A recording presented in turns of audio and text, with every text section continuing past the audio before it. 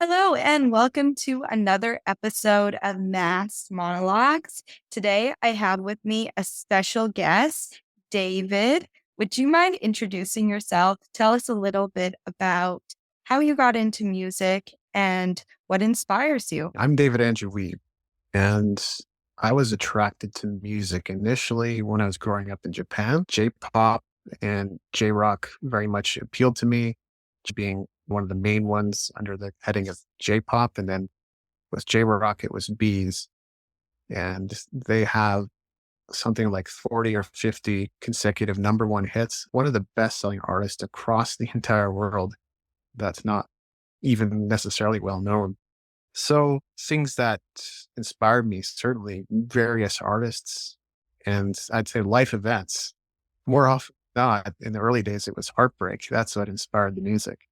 And do you mainly write your songs about heartbreak, or is it about other life experiences? Or can you tell me a little bit more about that? Yeah, absolutely. As time went on, I started having more songs about different topics. I think even my first solo project that had songs about being disillusioned with trying to live up to an ideal, songs about the contradiction, or let's say maybe the contrast of what it means to be human. Later on, I started exploring other topics like identity, being restless.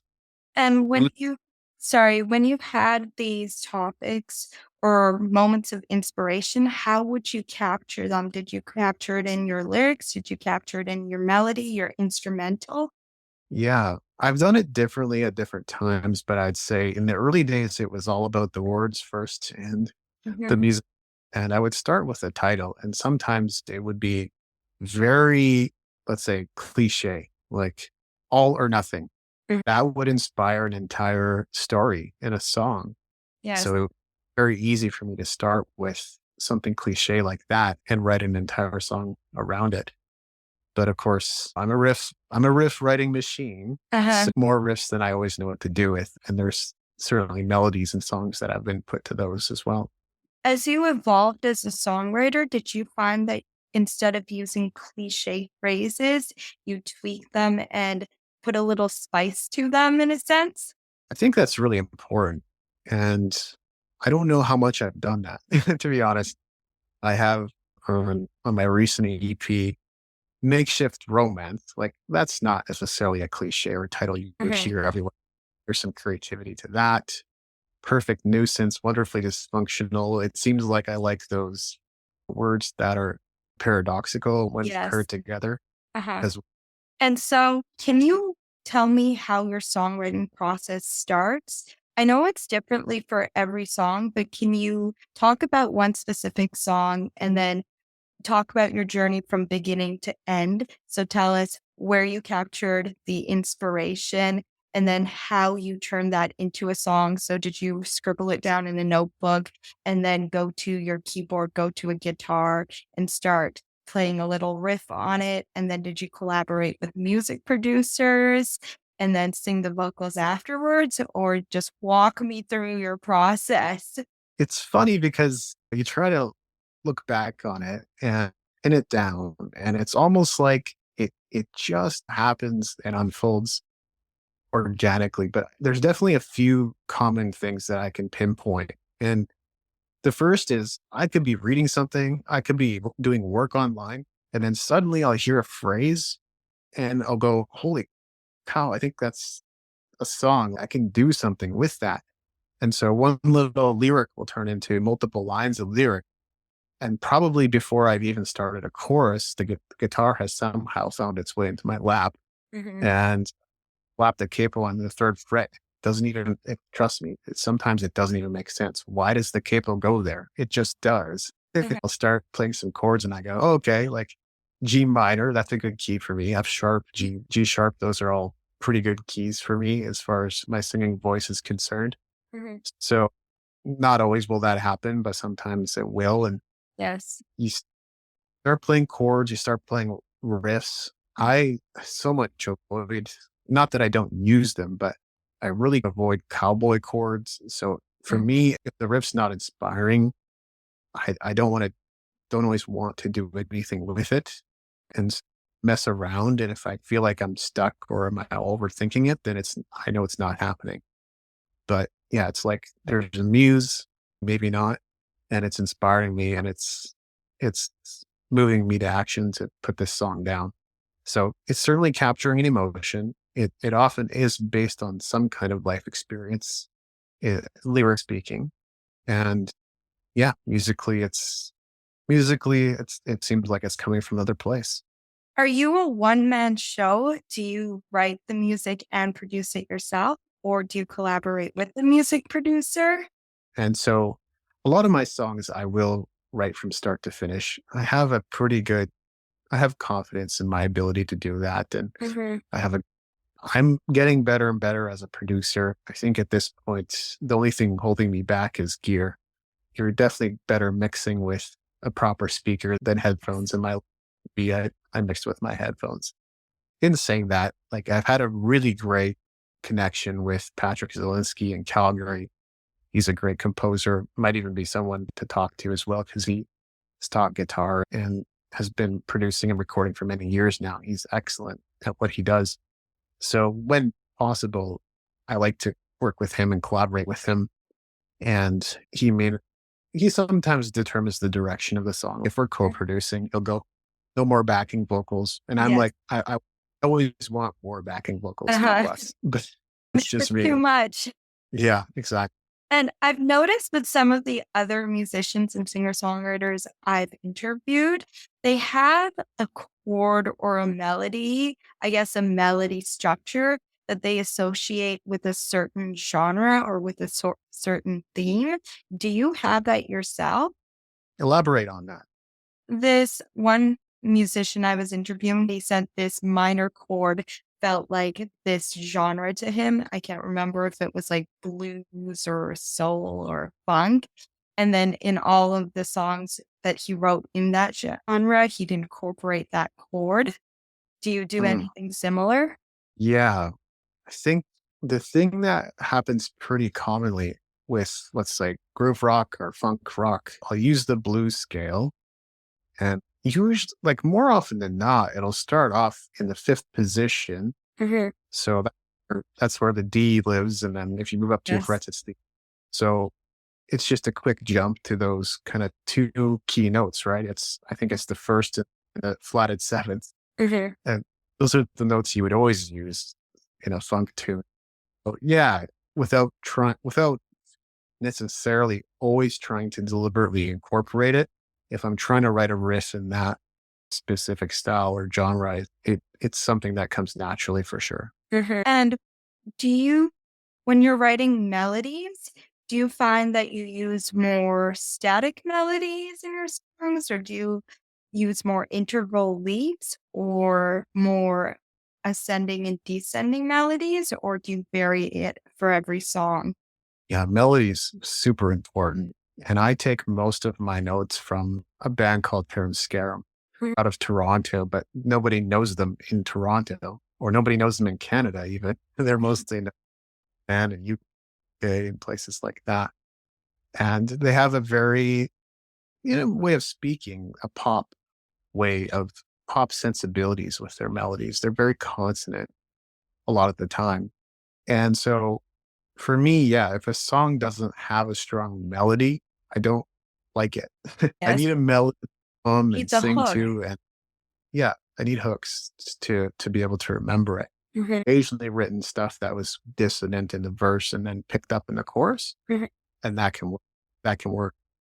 But in my world, yeah, if the melody's not strong, I don't know how to necessarily articulate. I think probably just because I don't have the biggest vocal range, it's a Mhm. pretty tight a lot of the time. You don't need a huge vocal range to be able to write a meaningful song. And I believe that's a misconception for a lot of musicians who might not be vocally the best. They're not Yeah. vocal technique isn't up to par, isn't the highest in terms of range. And I feel as though you should know that you can work with a small range. There's been musicians, singer songwriters, even people in pop music pop music does this all the time where they'll use the same two, three notes in a song and they'll just vary it throughout your verse, your chorus. And if they have a bridge, they might add in a couple of intervals, leaps in there, but it doesn't have to be anything extravagant. Yeah, I think so too. I was at the Calgary Stampede once, Mhm. and I think I was for Stampede a lot that summer, if I remember. Happened to be walking by the Coke stage when Kalen Porter was playing, and I thought to myself, my voice is not that different from that. Mhm. I can do it, right? Yes. So it's good for us to have maybe role models or maybe just an awareness, as you say, but Mhm. people necessarily sing like Mariah Carey or Ariana Grande. You don't have to have that to be able to express yourself for sure. Yes.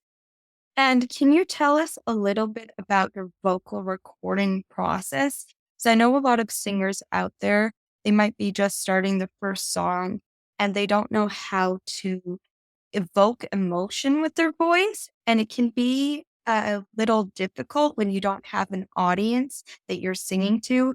And it's just the microphone, yourself, and your music studio, if it's a home studio or if it's an actual studio with a producer, how do you envision the character you're speaking to or singing to, or just to have those emotions come out in your vocal performance? That's a great question. I feel like I have a pretty energetic approach to production, which it really contrasts with my nature, which is very grounded and calm, Hmm. pretty much. But when I start playing my songs and I start recording them, I'm like, holy cow, there's so much energy here. And I don't know if I can ascribe that to any one thing. Hmm. More so, get your favorite mic in front of you. Use it a lot. Maybe even use it on podcasts like this. So you Yeah. start to get comfortable with putting your voice through the mic Hmm. and playing with it, keep messing with it, try different distances, add a pop shield, remove the pop shield. Hmm. Just try a whole bunch of things with that mic until you're super comfortable with it. And then when it's in front of you on your desk or music on a mic stand, you're going to feel so much more comfortable approaching the mic and being in tune with the song Hmm. versus trying to think the lyrics or melody or who you're necessarily singing to. If Yes. it helps, then get an audience and sing live, but you're not going to get the same quality and you're probably going to get a lot of bleed too. Yes. So I saw on your Instagram you do vocal performances. So you have bars or clubs or certain places you go into and perform. Can you tell us about the performing aspect of being an artist and a musician? Yeah. I learned so many things out of necessity. That's really what it came down to. I played in a few different bands in my 20s and it was fun, but so much of the time I was not around people who were equally as committed as I was to the Mhm. process. And bands on TV or in music videos, and you think to yourself, they're amazing, Mhm. but the exception. A lot of bands don't stay together. Most relationships don't work out. Most of your partnerships and investors and whatever else in life doesn't work out. Yeah. And so out of necessity, I was like, I knew how to play guitar. I could sing a little bit. I could write songs. I can't count on anyone else to be there. Uh-huh. Maybe hire them. Maybe I can bring them in and out of the band as needed. But at the end of the day, I can't count on these other people to show up when I need them to show up near this project with me.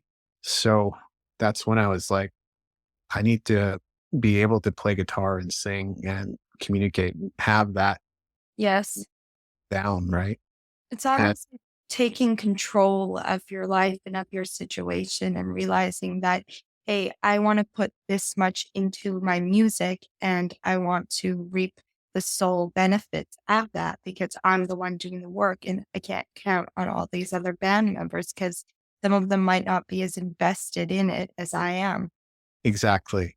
And so my guitar playing style started to reflect that fact. Hmm. Started acting as the guitar player, bass player, and drummer in one because we usually didn't have one or the other. Sometimes neither. Hmm. Sometimes it was literally just me. So I started playing as though I were all three at once. Hmm. Not like it was super impressive or super Yes. technical, and how it was just more so like you could feel the beat, you could feel the motion, where the chord changes were. It was all pretty solid. And it took me a while to loosen up and go the other way, right? Yes. Because you see some of the best out there, like Prince, who performs solo on acoustics, who used to perform on solo acoustic sometimes. Watch him and go, wow, he doesn't just play the chords, he Hmm. slicks and fills and riffs in between.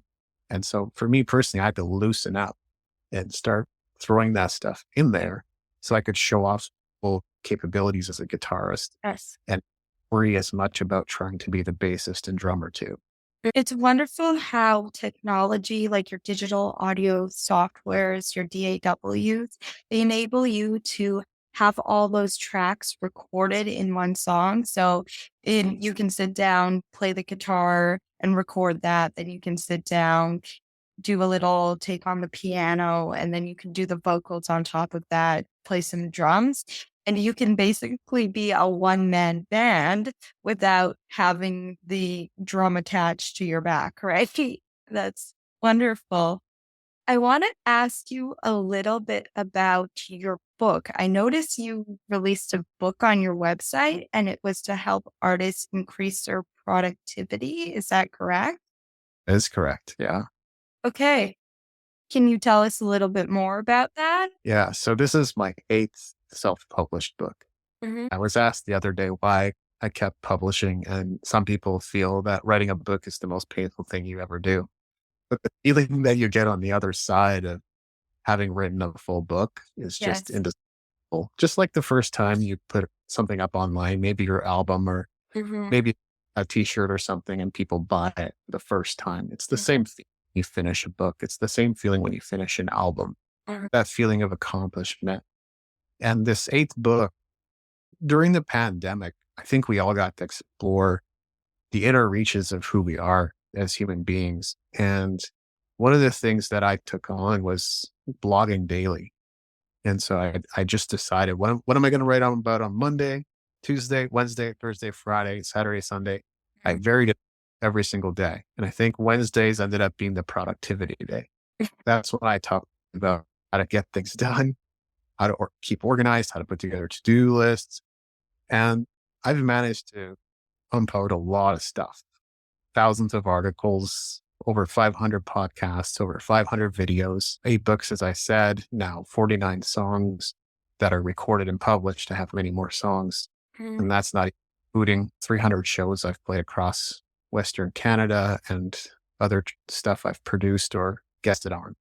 And so I felt like I had something to share about getting stuff done for not just for artists. I think I've been speaking to artists now since 2009, I would say, Yes. even 2007. And I wanted to continue down that track. And but I was also at the same time ready to talk about some stuff that would just be equally as valuable. And people have often said that about my books, that they could apply to freelancers, they could apply to entrepreneurs, Mhm. they could apply to coaches. There's just about anyone could have takeaways from my books that would be valuable, even though there are some music specific things as there Yes. would be. No, it's so funny how being a musician is being an entrepreneur. Because Is you have to promote yourself. You've got to network with other musicians and singer-songwriters. So there is so much crossover and overlap when it comes to those two things. If you have any takeaways for musicians, then chances are you have the same takeaways for entrepreneurs and vice versa. So it's wonderful that you wrote that book. Do you mind going into detail on a couple of the takeaways? Yeah. And I think I managed to accomplish this in a very meaningful way. In probably just the first 3 chapters, I almost give away a few key points that if people put into practice, they would really be ahead of most people. And well, the first one is set aside an hour of your day for your highest priority. If people really stop and think about, that's not happening on any given day, is it? And especially not consistently. Artists might wait for the weekend to go into the studio to record. And instead, what I'm suggesting is Set aside an hour every day to sit down and record or sit down and collaborate. Whatever your highest priority is, set aside an hour today, every day to work on it. Yeah. Another takeaway is prioritization. And I think people have trouble weighing that. But Right. if we were on any given day, you've probably got A, B, C, D, E, F, G, Mhm. since A all the way through Z. You have to start to identify what is the A that Yes. done. And if you dive deep into time management productivity, you will find pretty quickly, like Covey's four quadrants, the most urgent thing is not the most important, Mhm. almost ever. So it's Right. important. It falls under the quadrant of important, Mhm. not urgent.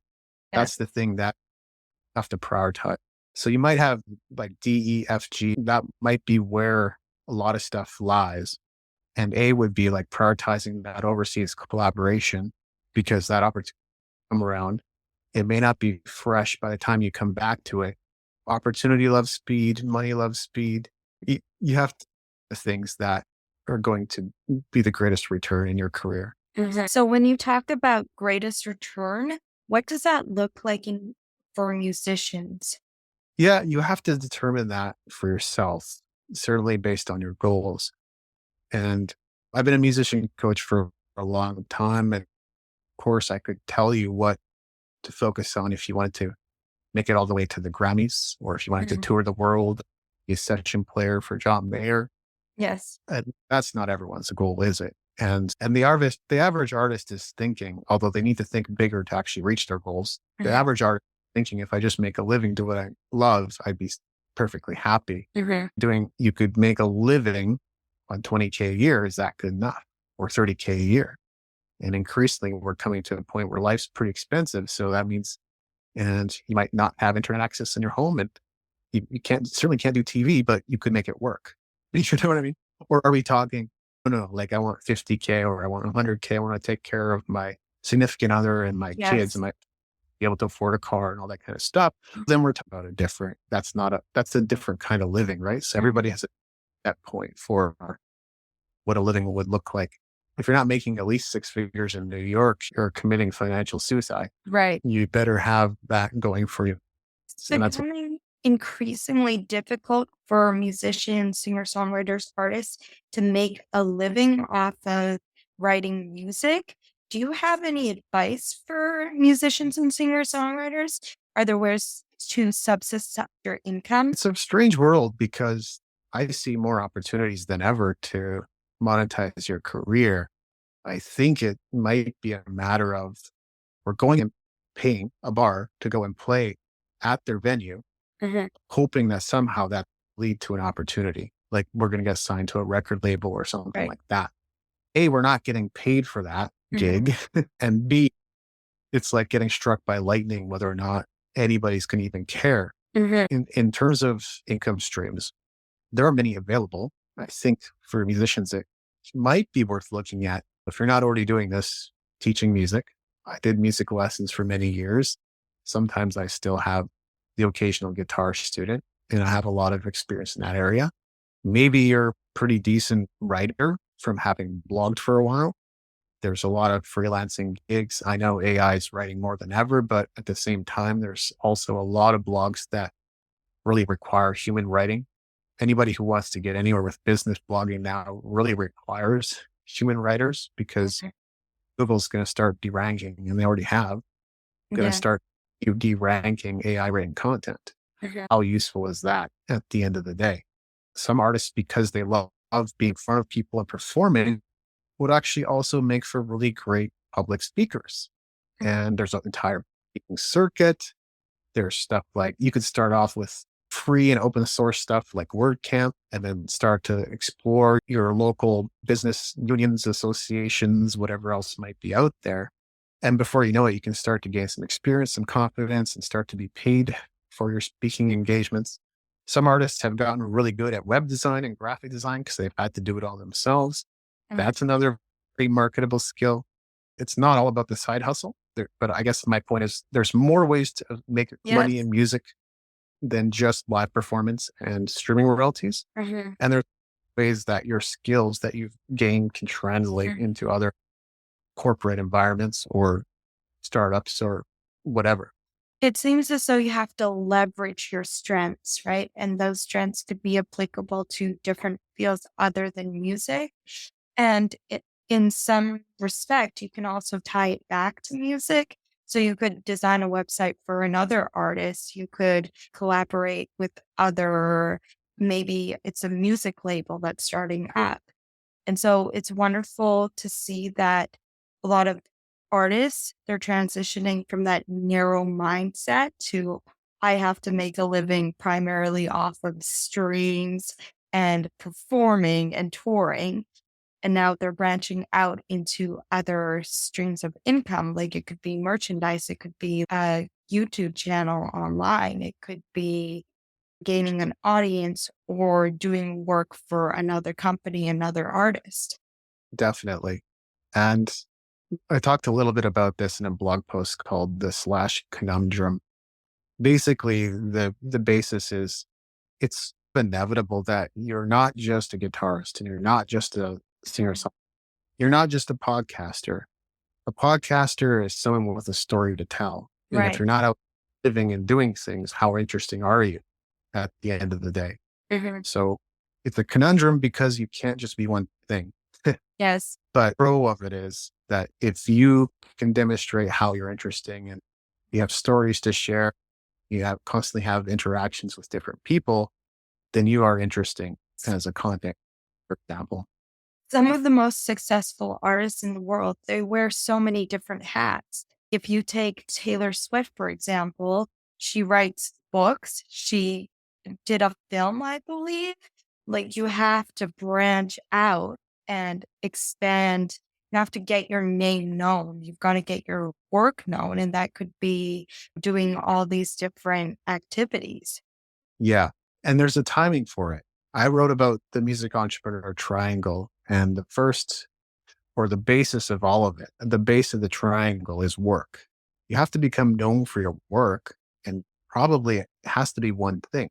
Mhm. What is that one thing going to be? And you might have to test, you might have to iterate, you might have to try different things, but eventually, as you strike a chord, you have to keep digging, right? A mile deep and an inch wide once you Right. figure out what connects with not.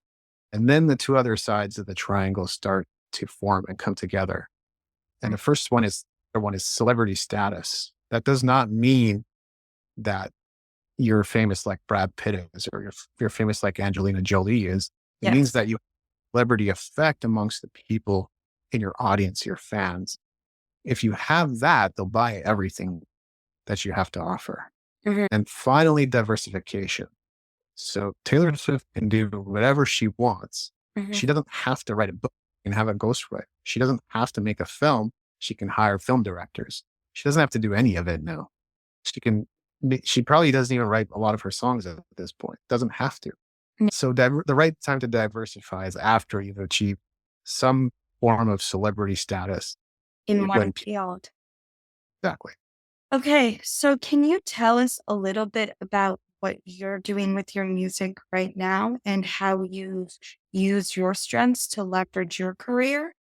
I just put on an event in Victoria, BC. We called it Clean Slate. It was a gigantic experiment. We were successful in bringing together a little bit of the community, and that was a lot of fun. And in preparing for that, I put together several new pieces of content, including a book, a comedic series of videos, a new offer for my audience, and a musical release. The Make Romance EP just came out in February. That's a 5-song EP. And I was starting to think about and look at what's the cadence of release that makes the biggest difference. Mhm. And when I looked at Ed Sheeran's career, not that I based my career off of him, but he's successful, right? Yes.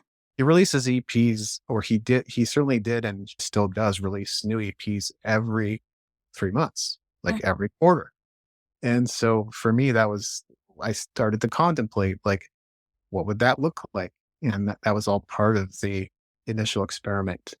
Now, as I said earlier, I ended up mixing this on my headphones and then later realized, yeah, that really is a bad idea. It didn't Mhm. quite come out with the punch. Uh, It's just missing something across the entire EQ spectrum that really needs to be there.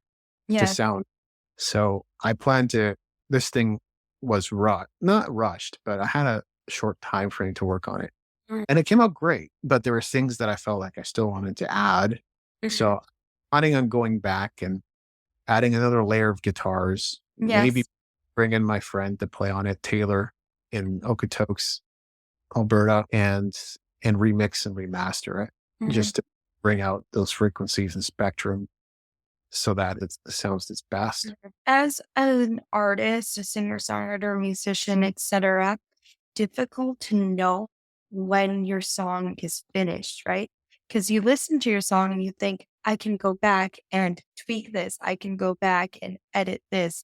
I can maybe add a bit of the guitar line there. I can add maybe a chord, a pad, whatever. How do you know when your songs are complete? And how do you press and feel as though it is all right or it's good? It's a great question, and it's totally part of my philosophy as well. Look, I used to be a compulsive perfectionist. Mhm. I was never satisfied. I felt like life's just going to pass me by if I don't start collecting and amassing and make a record of everything I've ever done. Got into the business world and it just beat perfection right out of me. And we're taught about like minimum viable product. Mhm. If people that want it, why not get it in front of them now and gather feedback Yes. and improve and iterate? Because even a book, people say, once it's out there, it's out there. Yeah, true. But you can create the second edition. You can create the third edition. Really not that hard as far as I'm concerned. So you can really iterate on anything that you've created if necessary. So yeah, in Dan Kennedy's words, it's knowing when something's good enough and learning when that happens. And how do you know when that happens? I think I saw this with bands like Under Oath. They would obsess over, oh, there's that. I hear that little scrape on the guitar when my hand was moving up from the third fret to the seventh fret. Everybody else in the band's, huh? When was Like that? that? Yeah.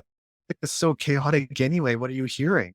I If you're obsessing about that, for me, it's too far. And maybe once you're at the point of obsessing over what the fans want Mhm. versus what you want, Yes. it's doing. But if you're obsessing about your version of perfectionism, whatever that means, Mhm. it's really definable anyway. Mhm. You've probably gone too far into the other side. Mhm. I think we're living in an age where you either you don't have much choice. You either have to create a lot of content Mhm. and hope that it connects with people. Mhm. So quantity first, but still with quality in mind. Yes. Just only create a few quality things. Uh-huh. There's a lot of businesses that are, because they used to have so much bloat of content, right? That Mhm. was about that, the other, some things that don't have anything to do with their products, services, businesses, what they do, just for the sake of ranking in Google or Mhm. getting a little bit of traffic that doesn't do anything. So we're coming into an age where fewer things that are of high quality that are applicable and specific to you is one approach that is working. You talk about getting your songs out there. Can you tell Hmm. us about the first song you released? And when was that? I'm curious. And how did you get over that fear of failure, that fear that it's not good enough, it's not up to par? What are my friends going to think about it? What is my family going to say? Yeah, I like that the terminology that you use because from in my world, the three pillars are getting it together, getting it done, and getting it out there. Hmm. Getting it being your mindset, your psychology, your attitude. Getting it together meaning your productivity, and then of course getting it out there being marketing. And so the first song, it's sort of the thing that we ended up started doing was contributing to compilation projects.